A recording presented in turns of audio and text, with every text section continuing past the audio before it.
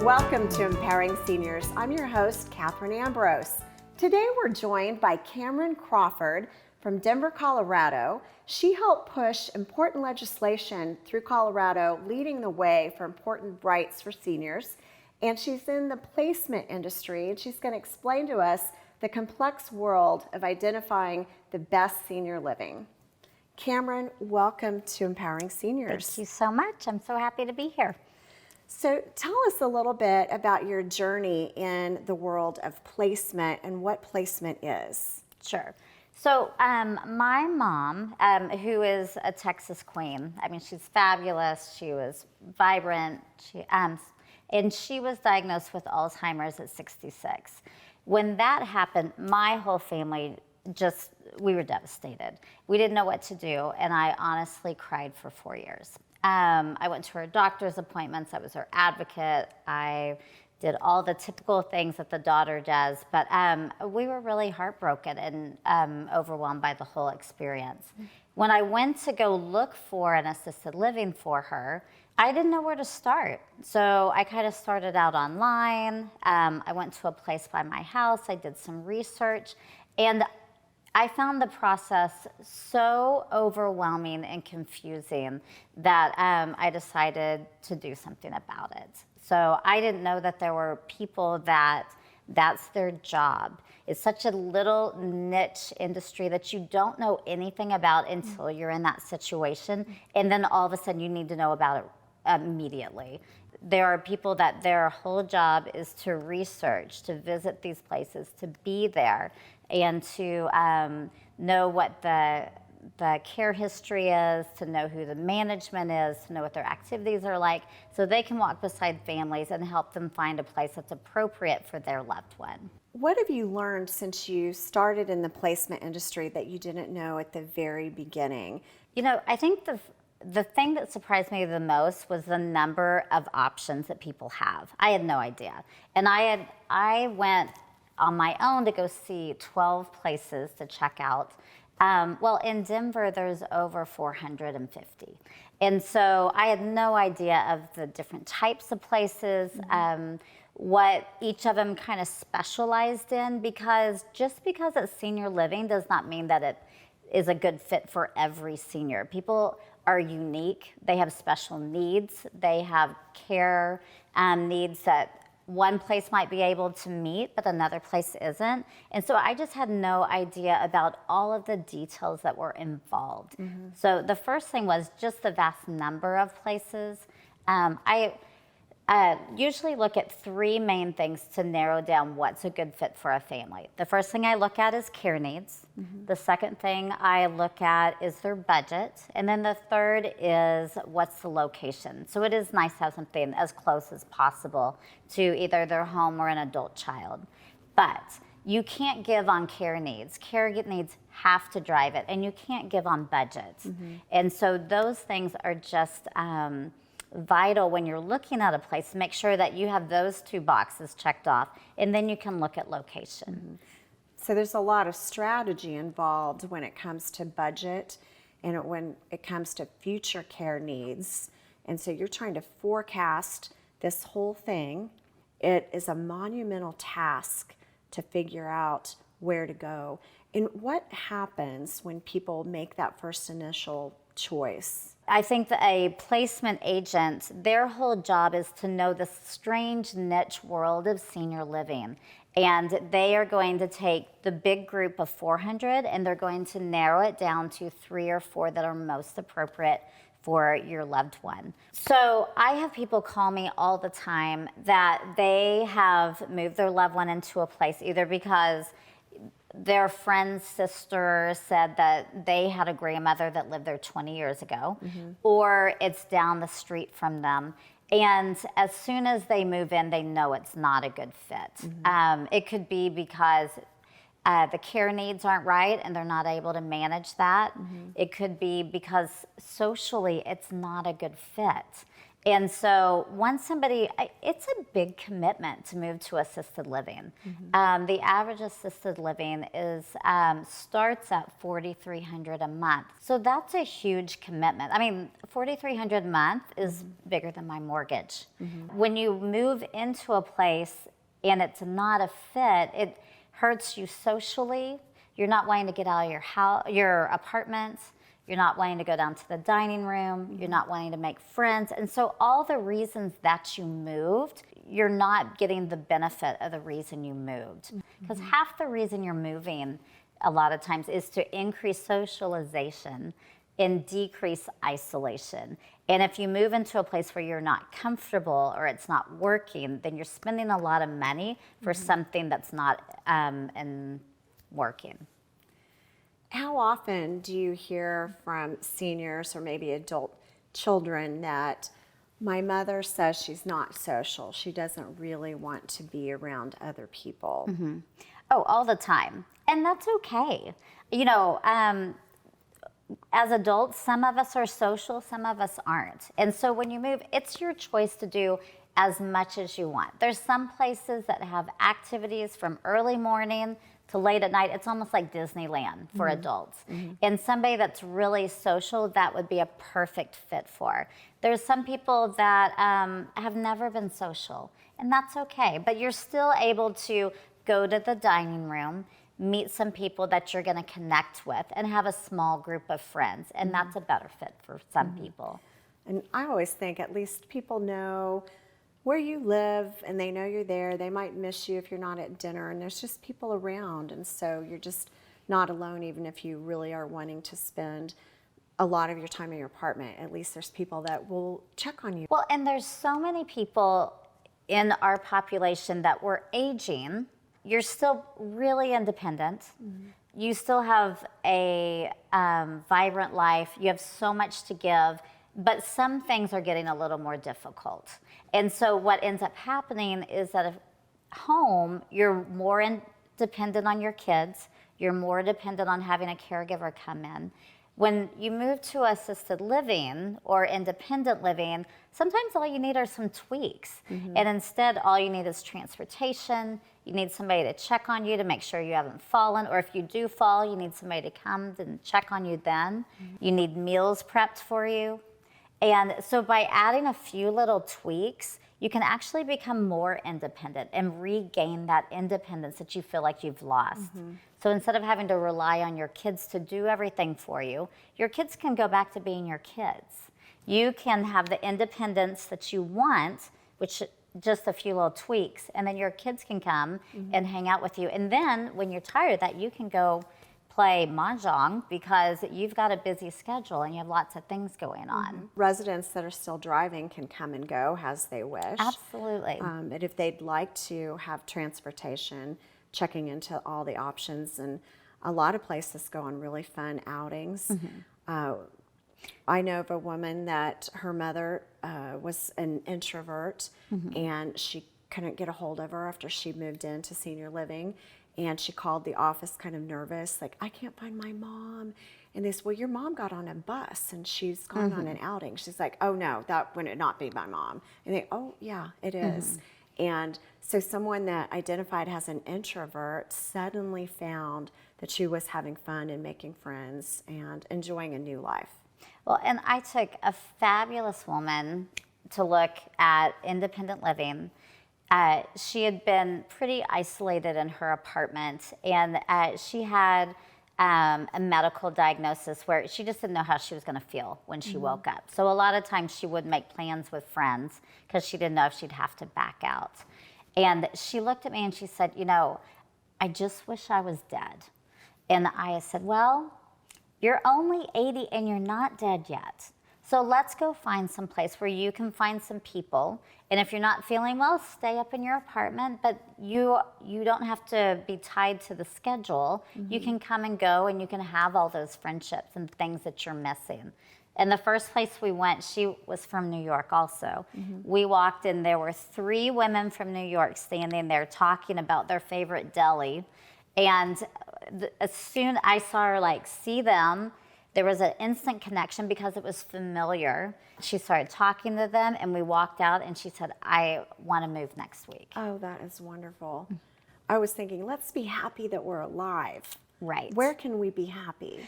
Yes, and that's my favorite client. I worked with her twice. And here's the thing, a lot of times you're working with happy things and sad things. There's all different things going on. And her husband had Lewy body dementia and some really challenging behaviors. So as his spouse, she was not sleeping at night because she was afraid that he would get up and wander. So she's sleeping with her hand on him. And every time that he moves, she would wake up. She couldn't leave the house for more than 10 or 15 minutes because he would get angry by the time she got back. And she was really, really tied down. A fabulous spouse. She is hanging in there with her vows in sickness and in health, but it was really weighing on her and her health. And so we finally, he left on Christmas Eve and went outside in the snow and wandered away. And she called me the next day and said, I think it's time to move. So we moved him to a memory care where he was able to get his care needs taken care of. Now, on the flip side, after he was able to go to memory care, she went and got her bachelor's degree. And she all of a sudden had all of this time, and she was able to do things that brought her joy and that she had been putting off and that she wanted to do. She was able to go travel. She was able to be out with friends. And it's not that she loved her husband any less. It's not that she didn't care about him, but she just wasn't able to give him what he needed all of the time, 24/7. And so she was able to have almost like a rebirth and do the things that she wanted to. And then she moved into independent living recently. And it was a totally different event because she is like the social queen. She is going to all the events, all the exercises, and it's really been a great opportunity for her to enjoy the socialization. What a heart-touching story. You know, sometimes people feel so obligated to remain the caregiver in the home all the way through, and it often isn't possible, and it often isn't healthy for the caregiver. So caregiver spouses or caregiver adult children, how does it impact their health, and what are some of the outcomes of that? A lot of times, the caregiver passes away before the person they're caring for. And that's because that caregiver is carrying all of the stress on their shoulders. They're doing the appointments, they're keeping up the house, they're paying the bills. And so there is so much put on that caregiver. And I've worked especially with spouses because you look at each other when there's an original diagnosis and you say, I'm never going to make you go to an nursing home. I'm never going to make you go to an assisted living or a memory care. I will keep you here forever. And in reality, that's really hard to pull off sometimes. Every family is totally different, and you should do what works for your family. But a lot of times, if there are challenging behaviors, if you're getting older too, or you have any physical limitations, it's hard to transfer someone into a shower or to help them go to the bathroom and do a lot of the physical part of caregiving. Person that's the main caregiver a lot of times sacrifices their own health to care for the person. And so they start to decline. And my parents were a great example. My mom has had Alzheimer's for 15 years. My dad was always the healthy one, but he's the one that passed away first. And so then as adult children, we have to figure out what's the best thing for mom then, because the plan was always to be that he'd keep her home, but it's not realistic all of the time. It's really challenging. It's really important to have plans in place and to realize, what if something happens to you as the caregiver, and then the person you're caring for is on their own? And I always tell people, plan A is we're going to stay home and keep doing this. This is working. But you need to have a backup plan. What's your plan B? And so I will take people to look at places 6 months to a year before they ever move in, because they want to have in their mind, this is my plan B. If something happens to dad, the plan B is that mom will go here. Especially, and let your family know what it is. So a lot of times people are so private, they keep that to themselves, and then nobody knows what to do, and it's chaos, and it's a big scramble if something happens. And so the idea is to go ahead and get some of your plans in place now, so that you're able to know what to do when something happens. Right. And I think going to visit way in advance is a great idea too, so you're not kind of horribleizing the thing and thinking, I never want to go to one of those places. Right. Because you might not have an awareness of how nice one of these residential communities can be. Well, and on a national level, you can go to NPRA Alliance to find a local placement agent. Local placement people are people that live in your community that know the communities. And so they're the ones that are going to walk beside you. But when we're talking about this amount of money and you're talking about health needs, instead of just guessing and throwing a dart at the wall and hoping something sticks, then it works better to work with someone that's already been there and has done all of the homework for you, so that they can walk you through the process. And a placement advisor, an attorney, a financial planner, that team might kind of work together to really help with the full picture. It's really important to have your team, especially if your adult kids live out of state.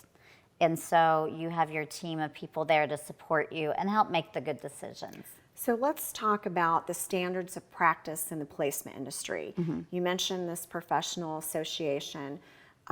What are some of the ethics and standards of practice as they are right now? And tell us about this important legislation that you helped get through in Colorado, and that hopefully state by state will take action. Right. So a local agent should be somebody that you actually see. So it should be somebody that does an intake with you, and they're going to go through a form that's going to ask you about your finances, it's going to ask you about your care needs, it's going to ask you about your social needs. Then they should set up the tours with you. They should go on the tours with you. Even if you're the most DIY person, it helps to have someone be there to be asking additional questions, to ask things that you might have left out. Because professionals know what questions to ask. Yes. And so they can draw more information out of the salesperson. And let's be clear that when you go visit senior living communities, those are highly trained, highly skilled salespeople. Sure. A lot of times we'll be talking, and if I'm working with a family with a small budget, then the communities that I'm going to, they don't necessarily just have to have a small monthly rate. They need to be able to offer a spin down option to Medicaid. So if somebody runs out of money, they're able to stay in the same community on Medicaid.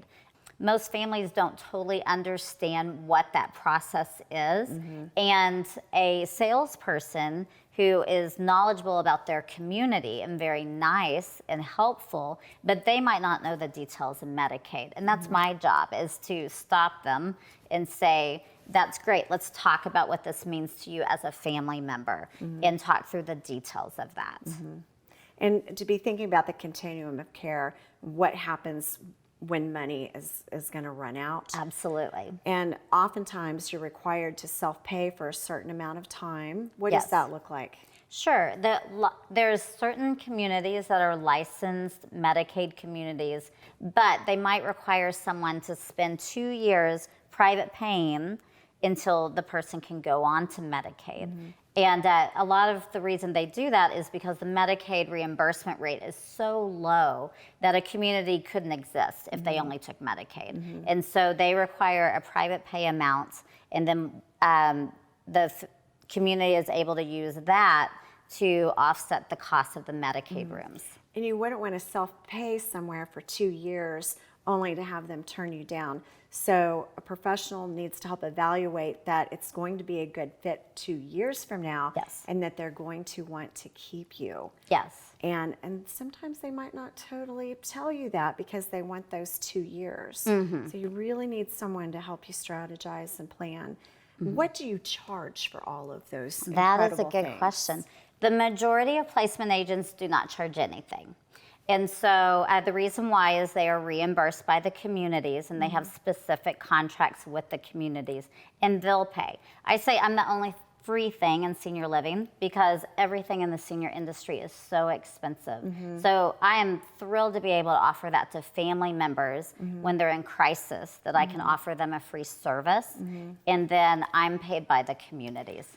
And it's not that you've been contracted by certain communities to help drive people to them. Your ethics require you to be a neutral third party no matter what you get paid. Absolutely. And if your advisor's heart is in the right place, that's what you're going to have. Someone that's a neutral third party, that's a consultant, and acting like a fiduciary to help you make the best decisions possible, to educate everyone involved. Right, and that's what the MPRA Alliance does, is it requires you to sign best practices and ethics that say that, number one, you're going to be there to tour with the family, you're taking the family's best interests at heart, and that's the focus, but also that you're gonna disclose how you're paid. I don't have anything to hide, and so I have families sign a disclosure form that tells them that I am compensated by the communities. So let's talk about the legislation, because that's not how everyone works. So what is this legislation and why is it important? Where's the trap? Sure. In Colorado is the only state where a senior, let's say that they had gone onto an online site and they had entered in their information. They can get into a contract unknowingly with an online company that actually owns their name, and they can own that senior's name from anywhere from 3 years to no end date, eternity. And that means that if they send the name into a community, even if no one tours with them, no one goes with them, then they would be compensated for that person. And they could send it out to all 450 communities. They can send out to as many as they want. Own that person, basically. And send out all of your private information. They're getting your name, your contact information. And then you have salespeople calling you Constantly. off the hook. They are required to call you within like a 10-minute time frame. And so I felt like I was being sold a used car. That happened to you as an Yeah. adult daughter. And so you started getting these phone calls. And it really stressed me out. I was already stressed. And then to have all these phone calls coming in from places that I had never been to or heard from, it made me really stressed. So find a local professional advocate that you gel with and feel good about, and that you know is neutral and is really going to help you find the best. Because their job is to reduce stress and to support you and advocate you and walk beside you. It's much more of a concierge friendly neighborhood approach. That's their job, is to watch out for you and your family and your money. And so the legislation's all about the family, the individual owning themselves, Yeah, so and having their own advocate. So in Colorado, we passed the Family Choice Act. We're the only state in the nation that has this, and it allows the senior to choose who they want to work with, and that nobody should own anyone's name. My name's my name, and I should be able to have the right to work with who I want to. And in Colorado, they can break an online contract if they've entered into one, and they would prefer to work with a local agent. If they want to work with an online company, that's great. But if they would rather work with somebody that's going to give them more attention and that knows the local environment, then they can break that contract and work with the local agent. Well, thank you for the hard work you've done in Colorado. Thank you. And I hope that the rest of the country follows suit. Me too. So thank you for being on our show, Cameron. Thank you. I loved it. Thank you for having me. And thank you for watching. If you have questions about this topic or any topic that we cover, please reach out to us at empoweringseniors@kpts.org or give us a call at 316-686-4500. I'm Katherine Ambrose, and we'll see you next time on Empowering Seniors.